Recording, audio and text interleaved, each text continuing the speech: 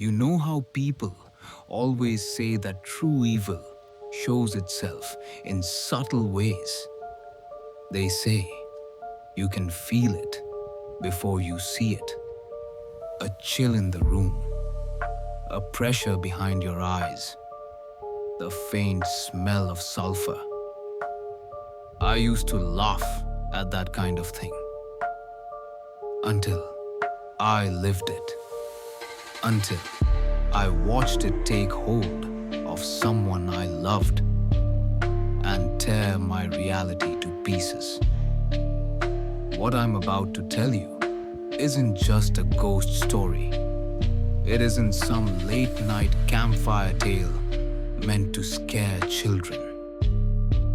This is a true horror story, one I lived through, one I barely escaped. And if you're listening, really listening, then maybe, just maybe, you'll be able to recognize the signs before it's too late. It started with a girl. Don't they all? Her name was Lily. She was my sister, my little sister. 2 years younger than me. Quiet, kind-hearted, always drawing things. We grew up in a small town in Pennsylvania, the kind of place where everyone knows everyone, and bad things only happen on the news. Our parents divorced when we were still kids. Mom kept us. Dad disappeared. That's the short version. The long version. Well, that's when the strange things began. Lily had always been sensitive. Sensitive to people's emotions. The tension in a room. Stuff like that. But when she turned 16, it was like something flipped in her. She started talking in her sleep. At first, it was just mumbling, nothing intelligible. But then, she'd start saying things in a different voice, a deeper one that didn't sound like her at all. We joked about it, called it her sleep demon voice, but there was nothing funny about it. One night, I walked past her room on my way to the bathroom and I heard her whispering. Her door was cracked open and I could see her sitting up in bed, facing the wall, talking in that voice. But there was no one else in the room. I stood there, frozen, listening. The words didn't make sense, at least not then. I didn't recognize the language. It wasn't English. And her eyes were open, but they were rolled back. Just the whites showing. I called out to her, but she didn't respond. I stepped into her room, shook her shoulder. She flinched, gasped, and suddenly snapped back to herself, like waking from a nightmare. She looked terrified. "I saw him," she said. "Who?" She just stared at me. The man with the black eyes. The next morning, she didn't remember anything. Nothing about the voice.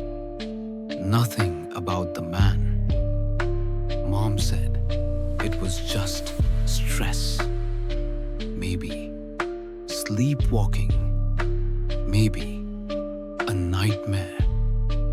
But that night was was the beginning of something I still can't explain. Something that took root in our lives and never really left. Things escalated quickly after that. Lily's drawings, those used to be flowers and landscapes, happy things, suddenly turned dark, violent. She drew people with hollow eyes and twisted limbs, hanging from trees, crawling on ceilings. We found one taped under the kitchen table, another folded inside a box of cereal. She didn't remember drawing them.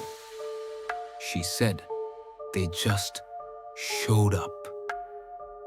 Mom thought she was acting out, maybe depressed, maybe attention seeking.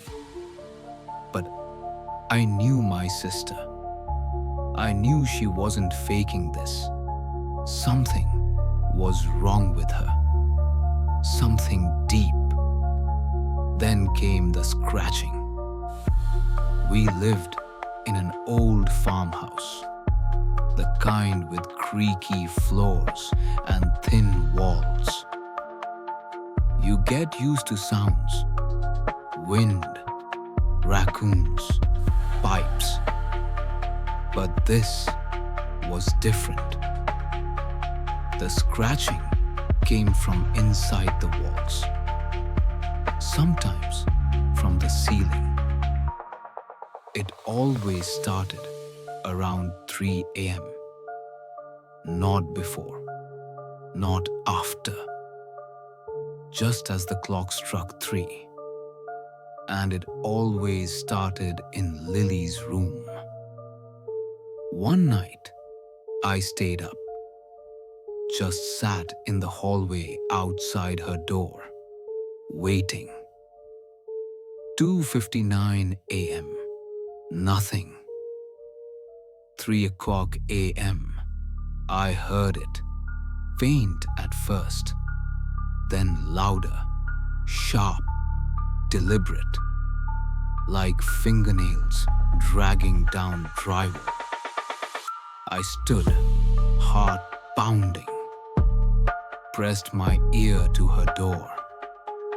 She was laughing, not giggling, not chuckling, laughing, loud, manic, joyless. A sound that didn't belong in a 16-year-old girl. I flung the door open. She was sitting upright in bed, her back unnaturally straight, her mouth stretched wide in a grin too big for her face. Her eyes, God, her eyes were pitch black. I screamed. Mom came running. The moment she turned on the light, Lily collapsed onto the mattress like a puppet with its strings cut. She didn't remember any of it. We tried doctors, therapists. They diagnosed her with everything from schizophrenia to PTSD. Gave her medication. It didn't help. In fact, it seemed to make her worse. Then one night, she attacked me. I was brushing my teeth when she burst into the bathroom, grabbed me by the hair, and slammed my head into the mirror. I went down, bleeding, disoriented. She knelt over me, straddled me, and hissed something in that same guttural voice. He says, "You're next." Before I could respond, she screamed like something was being torn from her and passed out. We rushed her to the ER. She had no memory of it. Again, that's when I started recording everything. Audio, video. I set up cameras in the house. I didn't tell anyone. I needed proof. Needed to show Mom that this wasn't mental illness. That something darker was happening. And I got it. I caught her levitating. Just a few inches. But her whole body rose off the bed. Arms at her sides. Head tilted back. Mouth open in a silent scream. I caught her speaking in Latin, in Aramaic. I had to look up the translations. Some of the phrases were ancient exorcism rites. Others were threats. Horrible, vivid threats. He will flay your soul and wear your skin. You are meat, just meat. I showed the footage to a priest. His name was Father Jonathan. He was young, skeptical, until he saw the tape. Then his face changed. I need to meet her, he said. The night he came to the house, everything changed. Father Jonathan arrived just before dusk. He was a quiet man, dressed plainly, no collar, nothing that marked him as clergy at first glance. But his eyes, they were serious, heavy, the kind of eyes that had seen more than he cared to talk about. He didn't bring a Bible or holy water, just a small notebook, a pendant around his neck, and a thin wooden cross tucked into his pocket.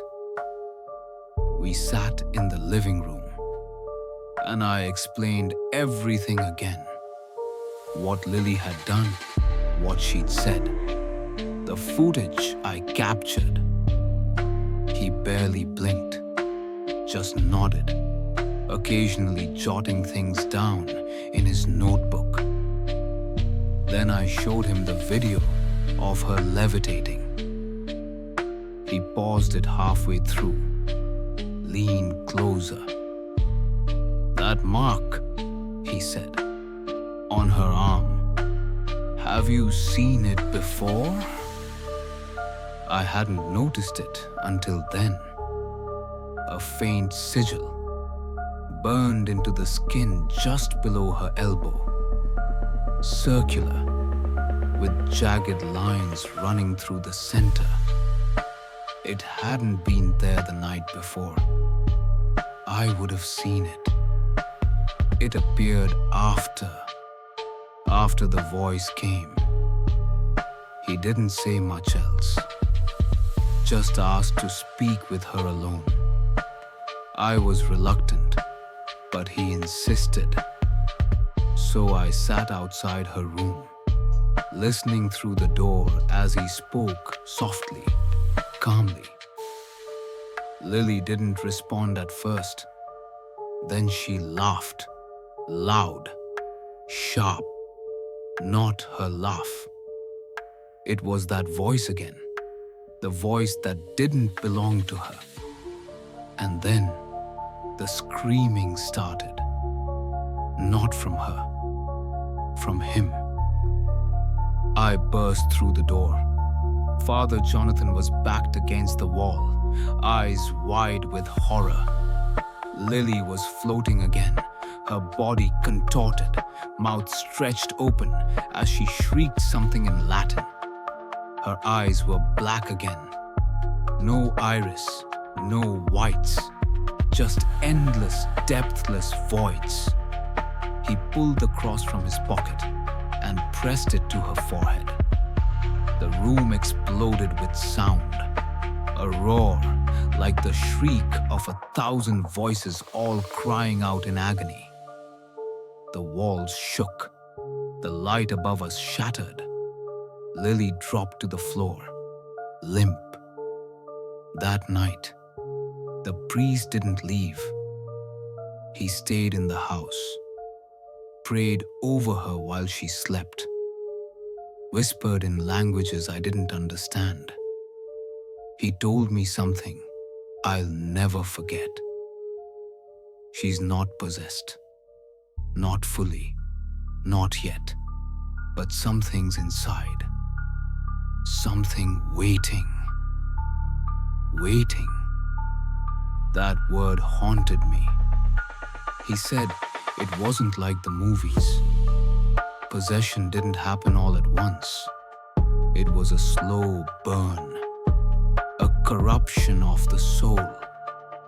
The thing, whatever it was using her like a door, feeding off her, testing the limits of what it could do. And eventually, it wouldn't just use her body, it would become her. He offered to perform an exorcism. Mom refused. Said it was dangerous. Said we were feeding her delusions. I couldn't blame her. Any mother would want to believe their child was just sick, not cursed. But I knew better. I had seen it.